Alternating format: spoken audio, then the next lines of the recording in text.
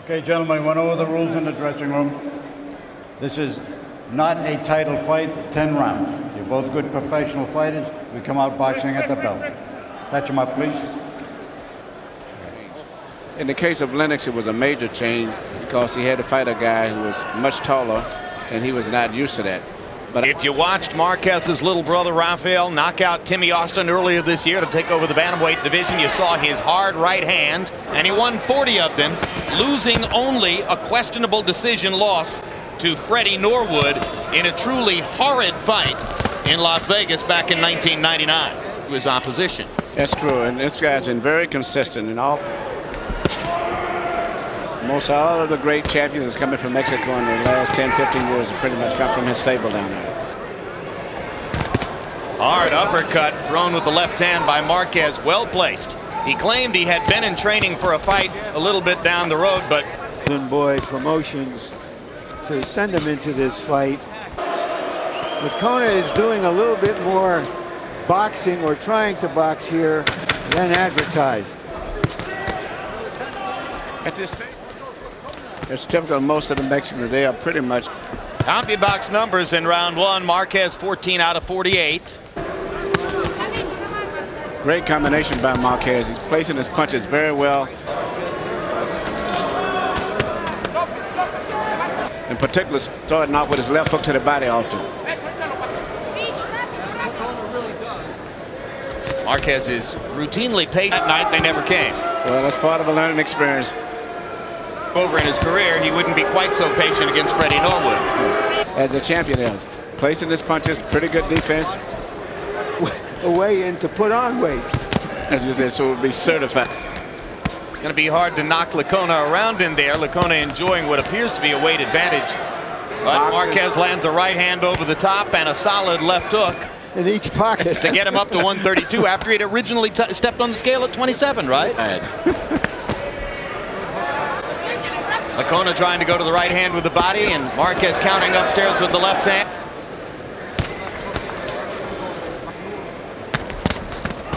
Licona's meeting him punch and punch at this stage.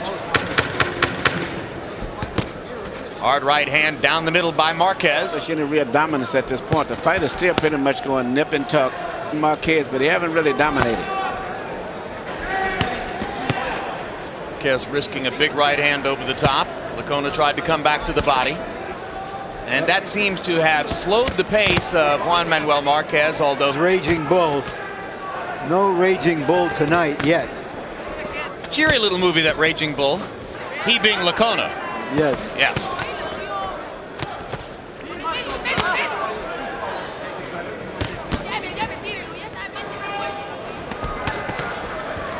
With a good counter left hand upstairs.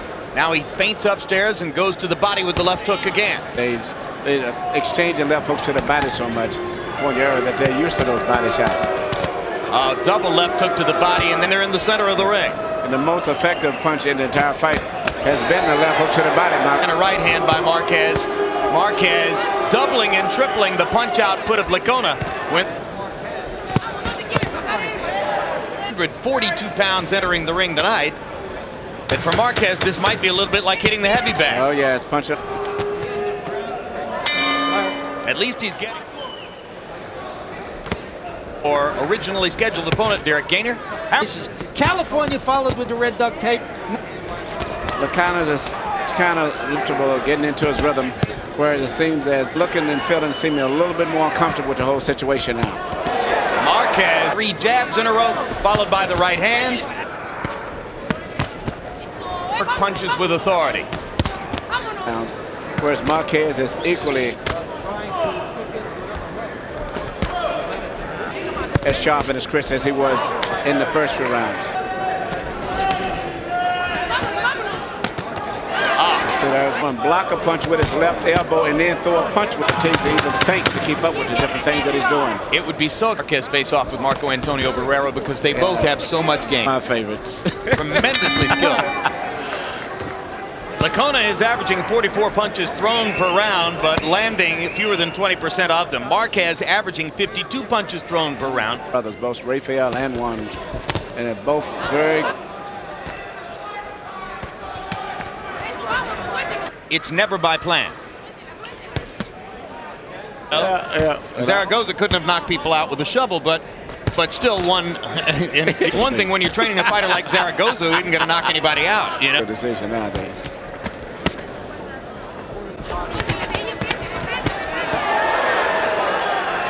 Not to be too brave for his own good. Larry, for entertainment value, It's obvious that he is not in for this fight. between rounds, we'll get a look at a 140-pound prospect from the Bronx who's arousing some attention in the sport. The 140-pound weight class, overwhelmingly rich with talent.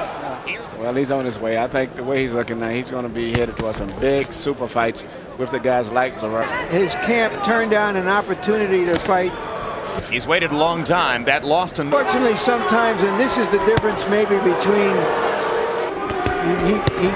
you don't often Mendes two left hooks. Morales is that he can fight like an accountant. You know. And another great left hook. Yes. And a right hand and a right hand. I wonder if Licona, if he didn't weigh 142, that stuff. Personally, I would say no.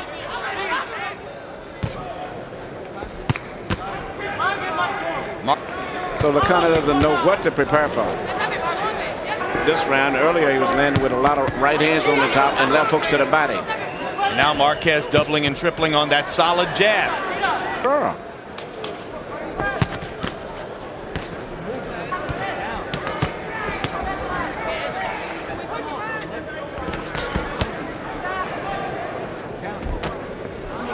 And the one he expected.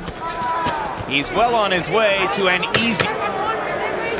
Juan Manuel Marquez has made the adjustment victory, winning every round, landing more punches, delivering combinations more or less at will in a brilliant offensive show so far against Marcus Licona. We mentioned Marco Antonio Barrera. Those are Barrera-type numbers. Harold Letterman, how do you have it through 6?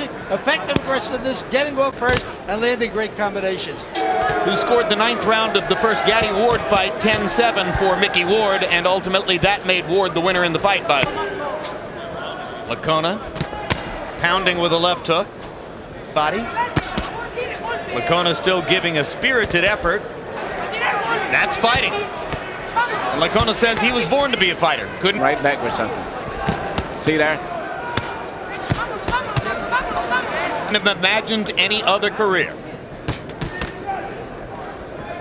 Although he's thinking that he might want to buy the boat cleaning business he's been. Hit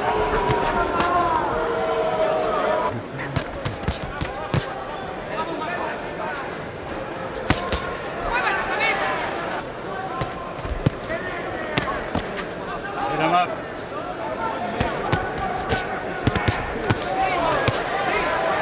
A weary nod. Looked as though he would have liked to have mustered a smile, but couldn't quite do so. Total in round 7, power shots.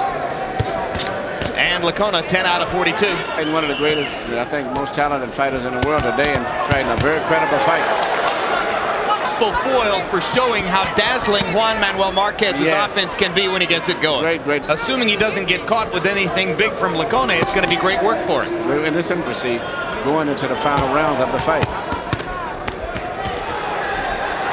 You know, his body looks stronger than that of Marco Antonio Barrera. Never one of those, what you say, cut guys, but physically one of the strongest heavyweights of modern times.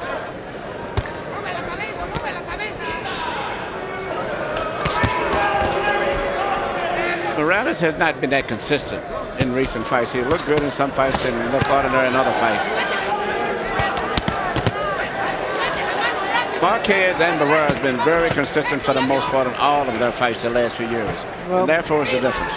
Well, but Morales gets up for the big occasion. Great uppercut. Down goes Licona on a brilliantly thrown uppercut by Marquez. He never even saw. Can't throw that punch better than that. Okay. And he says that would be the first time he's right uppercut that you saw. He still would present some problems to Marquez. Early in his career, we wouldn't have thought Derek Gainer would have the punching power to bother anybody. Improve, where he's setting and becoming stagnant. A very busy fighter the last few years, fighting top competition. consecutive knockout and 11th in his last 12 fights. Left hook, then left uppercut. But left uppercut, then left hook isn't as easy. I've saw some of the most unusually executed combinations coming from Barrera and now with Marquez. They do unbelievable things. And it's because their balance is so good Perfect that they with their hands. all the time in perfect balance. Coming back with the return shots as fast as it was before earlier. Marquez would finish up. Now he's not able to do that. See, earlier he would always come back with combinations after. Licona punching from the back seat now as I agree with you, Larry. hard right hand. Right hand. Rocked Licona, opened a cut under his left eye. Be interesting to see if Licona can make it through the 10th. It may be that his corner is using that cut as an excuse to stop the fight. Stop the fight. No más. No more. No mas. You heard? So the fight will be stopped, and the knockout streak continues for Juan Manuel Marquez. A 10th consecutive KO for Marquez in what I saw, guys, as a pretty outstanding offensive performance. Great performance. Here Marquez lands a couple of lefts and a little bit of a right. Good left hook. He appears to be a little bit. You see here how Marquez is landing clean blows. Good fighters don't get hit with those kind. Here's a look. All right.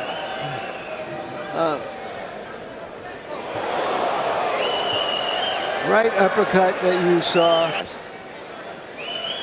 He lunged just a little bit with that right hand, left his chin hanging out. Licona's doing the best he can. He's trying to compete.